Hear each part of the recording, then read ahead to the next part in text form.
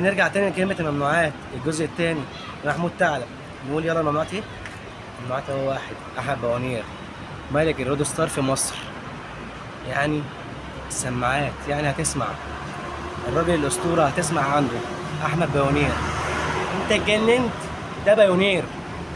هنرجع نقول بقى ايه بايونير ده بالشعرية. نرجع نتكلم بكرة بيارة اللي ركب الطيارة. منسوش يا جماعة الثعلب المجنون، عشان انا مش هقول اي حاجة غير المجنون، عشان ده انا مجنون. الثعلب ابو يارا دشوشي بلدنا.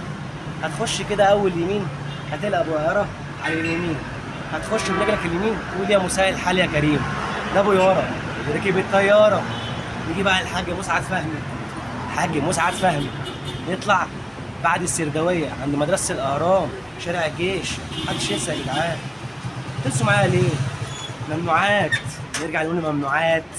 حاج مسعد فهمي خش عنده سكوتر تاخده تمشي وانت مغمض. يعني مسعد فهمي، يعني الأسطورة. الله يرزقك ويرزقنا، الله يرزق الناس. ثعلب المجنون. تزوروني الجزء الثالث. سلام.